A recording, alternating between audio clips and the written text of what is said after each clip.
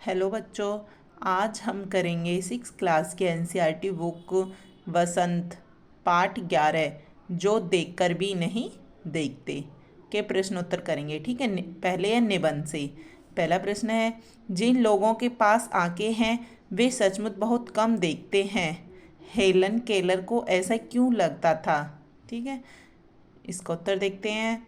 Helen Keller को ऐसा इसलिए लगता है क्योंकि आंख नहीं होने के बावजूद वह प्रकृति को करीब से महसूस कर लेती है, परंतु जिनके आंख होते हैं उनको प्रकृति के बारे में पूछने से वह कोई खास नहीं जैसे जवाब सुनती हैं।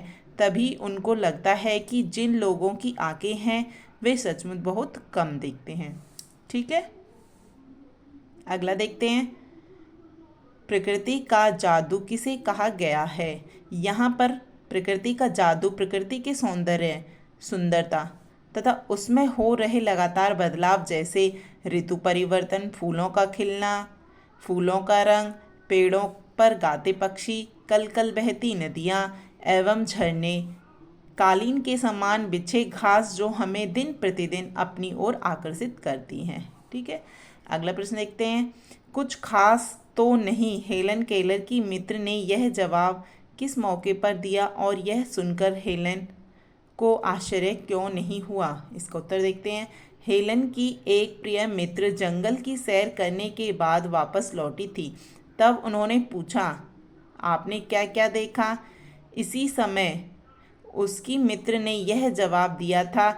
यह सुनकर हेलन को आश्चर्य नहीं हुआ क्योंकि वह इस तरह के उत्तरों की आदी हो चुकी थी। ठीक है, अगला देखते हैं। हेलन केलर प्रकृति की किन चीज़ों को छूकर और सुनकर पहचान लेती थी? पाठ के आधार पर इसका उत्तर लिखें। ठीक है, उत्तर देखते हैं।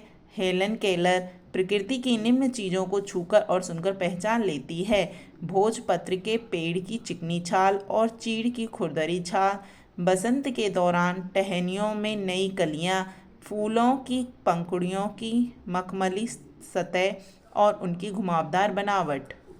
नंबर 4, उंगलियों के बीच झरने के पानी को बहते हुए महसूस कर लेती हैं। प्रश्न 5 देखते हैं।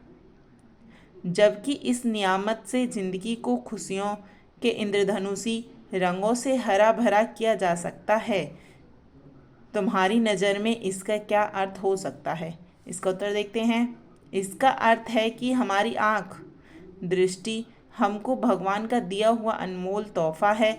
इसके द्वारा हम अपनी ज़िंदगी को इंद्रधनुषी रंगों को देखकर खुशियों से भर सकते हैं। आगे देखते हैं निबंध से आगे।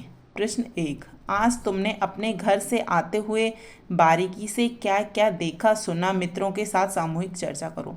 इसमें बताना है कि तुम जब अपने घर से स्कूल की तरफ जाते हो तुमको क्या क्या दिखाई देता है, वो सब लिखना। इसको तुम अपनी समझ के अनुसार भी लिख सकते हो। चलो, एक तरह से ये हिंट है, इसको हम करते हैं। देखो, मेरे घर से स्कूल की दूरी लगभग 1 किलोमीटर है। मैं जैसे ही घर से निकला मुझे सड़क के किनारे में खेत खलियान दिखे, उनके आसपास घास देखी, खेत में जुताई करते किसान दिखे। इनको देखते देखते मैं प्रकृति का आनंद लेते कब स्कूल पहुंच गया पता ही नहीं चला।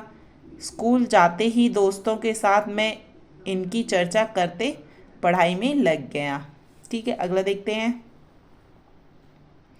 कान से ना सुन पाने पर आसपास की दुनिया कैसे लगती होगी? इस पर टिप्पणी लिखो और कक्षा में पढ़कर सुनाओ। इसका उत्तर देखते हैं। कान हमारे शरीर का प्रमुख अंग है। इसके नहीं होने पर हमें बाहरी दुनिया बड़ी अजीब सी लगेगी।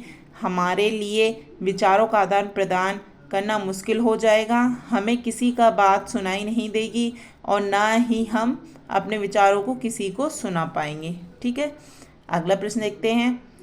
तुम्हें किसी ऐसे व्यक्ति से मिलने का मौका मिले जिनसे दिखाई ना देता हो तो तुम उससे सुनकर, सूंघकर, चखकर, छूकर अनुभव की जाने वाली चीज़ों के संसार के विषय में क्या क्या प्रश्न कर सकते हैं? लिखो। ठीक है, इसका उत्तर देखते हैं।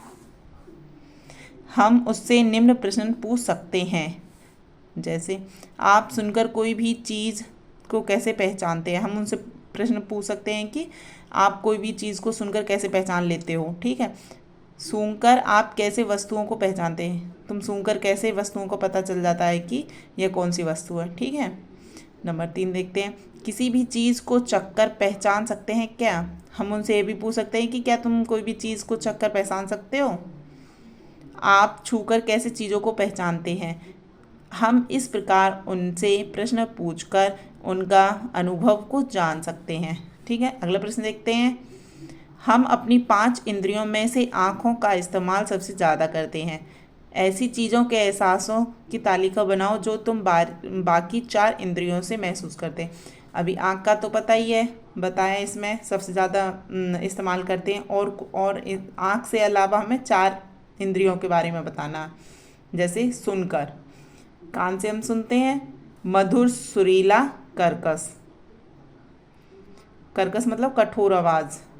ठीक है, चक्कर, जीभ से हम चखते हैं मीठा कड़वा तीखा नमकीन। सूंघकर, नाक से सूंघते हैं सुगंध खुशबू दुर्गंध। छूकर, त्वचा से हमें पता चल जाता है कि कौन सी चीज़ क्या है। ठीक है, गर्म ठंडा मुलायम। ठीक है, धन्यवाद।